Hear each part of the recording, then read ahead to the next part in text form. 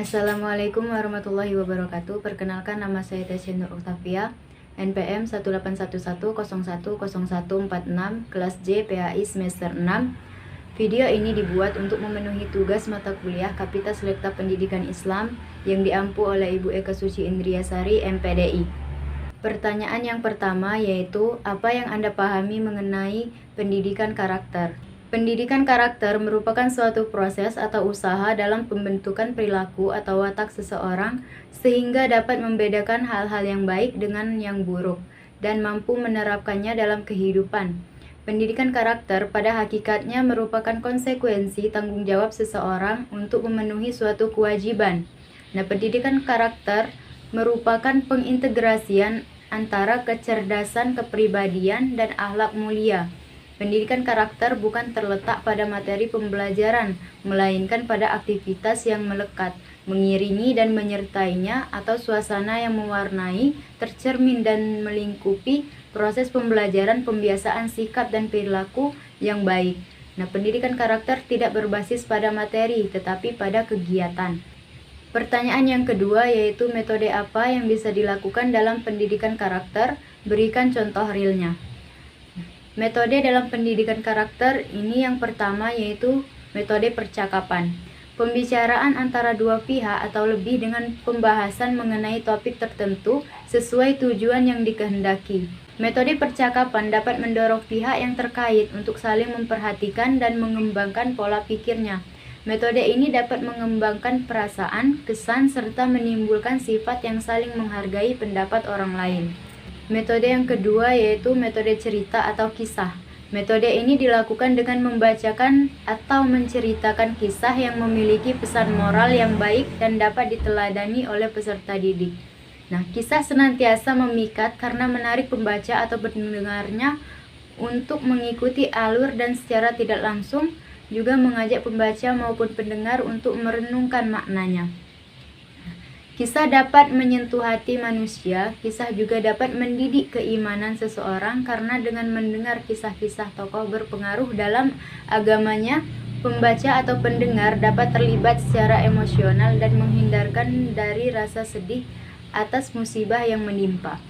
Contohnya yaitu meneladani kisah Fatimatu Zahra dan Uwais Al-Qarni misalnya, di mana di situ diceritakan bahwa Fatimatu Zahra itu merupakan putri Rasulullah yang mana akhlaknya itu sangat bagus untuk diteladani khususnya bagi anak perempuan. Dan Uwais Al-Qarni di mana di situ diceritakan tentang baktinya kepada orang tuanya. Metode yang ketiga yaitu perumpamaan. Metode perumpamaan dilakukan dengan cara berceramah atau membacakan kisah atau membacakan teks. Nah, metode perumpamaan ini merupakan motif yang menggerakkan perasaan, menghidupkan naluri yang dapat mendorong seseorang untuk melakukan amal baik serta menjauhi kemungkaran. Nah, orang tua maupun pendidik sudah sepatutnya memberikan contoh yang baik agar dapat dijadikan panutan dan anak didik mampu mencontohnya. Jika pendidik menginginkan anak didiknya untuk berperilaku dengan bersikap sesuai dengan nilai-nilai karakter, maka pendidik seharusnya menjadi orang pertama yang mencontohkan hal tersebut. Yang keempat yaitu pembiasaan atau operant conditioning. Sesuatu yang dilakukan secara sengaja dan berulang-ulang agar menjadi sebuah pengalaman dan kebiasaan. Nah, menurut Ahmad Tafsir, metode pembiasaan sangat efektif untuk menguatkan hafalan pada anak didik. Metode ini perlu dilakukan untuk membiasakan peserta didik melakukan perilaku terpuji. Ibrah berarti suatu kondisi psikis yang menyampaikan manusia kepada intisari sesuatu yang disaksikan, dihadapi dengan menggunakan nalar dan menyebabkan hati mengakuinya. Nah, sementara mau idhoh ialah nasihat yang lembut dan dapat diterima oleh hati dengan cara menjelaskan pahala yang dan atau balasannya. Yang kelima yaitu janji dan ancaman. Nah, metode ini didasarkan atas fitrah manusia, yaitu keinginan untuk meraih kesenangan, keselamatan, dan tidak menginginkan kesedihan serta kesengsaraan. Nah, janji dan ancaman dalam agama dibuat agar individu mematuhi aturan Tuhan. Nah, janji diadakan agar melakukan kebaikan sesuai dengan perintah Tuhannya. Nah, sementara adanya ancaman adalah agar manusia menjauhi perbuatan yang tidak disukai oleh Tuhannya. Untuk menyatukan nilai-nilai karakter dengan jiwa anak didik, maka tidak ada cara lain yang lebih tepat, yaitu pembudayaan atau habituasi dan pentauladanan.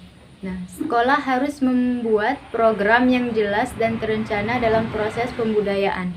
Lebih penting lagi bahwa guru sebagai pendidik harus memiliki kepribadian yang tinggi sehingga pantas diteladani. Nah, langkah lain yang dapat dilakukan yaitu memperbanyak program yang bernuansa keagamaan di sekolah, di mana hal ini tidak harus dimasukkan ke dalam kurikulum. Pertanyaan yang ketiga yaitu jelaskan nilai-nilai yang terkandung dalam pendidikan karakter. Nah, nilai yang terkandung dalam pendidikan karakter ini ada 18. Nilai dalam pendidikan karakter menurut Kementerian Pendidikan Nasional tahun 2013. Yang pertama yaitu religius. Sikap dan perilaku yang patuh dalam melaksanakan ajaran agama yang dianutnya, toleransi terhadap pelaksanaan ibadah agama lain, dan hidup rukun dengan pemeluk agama lain.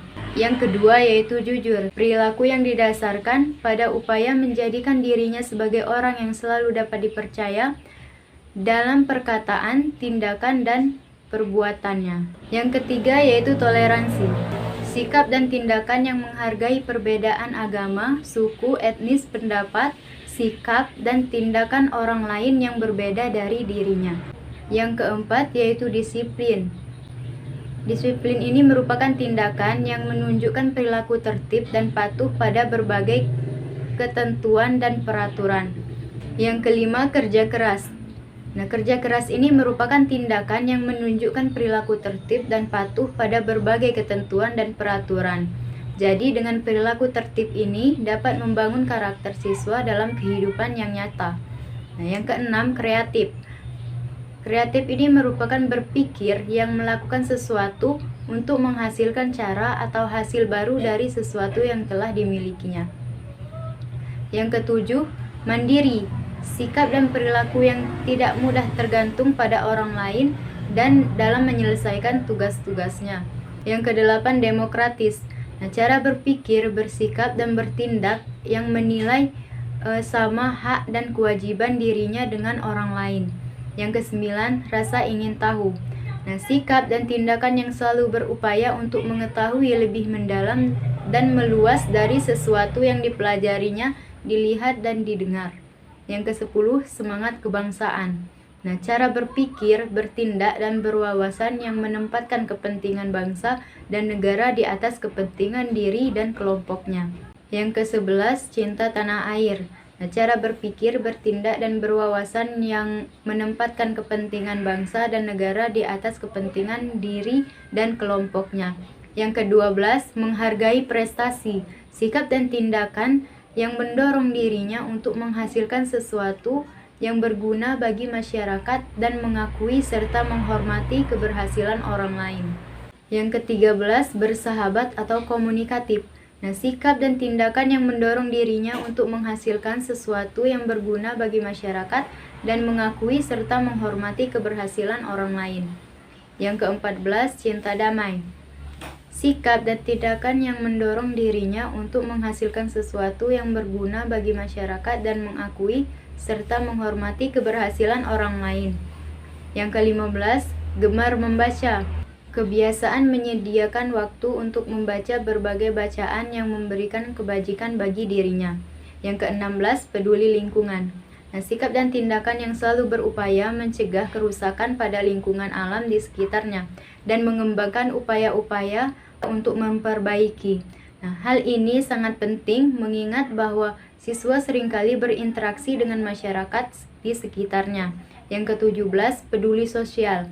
Nah, sikap dan tindakan yang selalu ingin memberikan bantuan pada orang lain dan masyarakat yang membutuhkan. Yang ke-18, tanggung jawab. Nah, sikap dan perilaku seorang untuk melaksanakan tugas dan kewajibannya yang seharusnya dia lakukan terhadap dirinya sendiri, masyarakat, lingkungan, atau alam, sosial, dan budaya, negara, dan Tuhan Yang Maha Esa. Nah, 18 nilai-nilai karakter ini dapat menjadi fokus bagi guru untuk menanamkan nilai-nilai karakter pada setiap mata pelajaran yang ada di sekolah. Nah, setiap nilai-nilai karakter yang akan ditanamkan kepada siswa ada indikasi-indikasi yang harus diperhatikan seperti contoh sikap peduli, sosial, indikasinya siswa dengan kesadaran sendiri membantu temannya ketika mengalami permasalahan. Cukup sekian, terima kasih. Wassalamualaikum warahmatullahi wabarakatuh.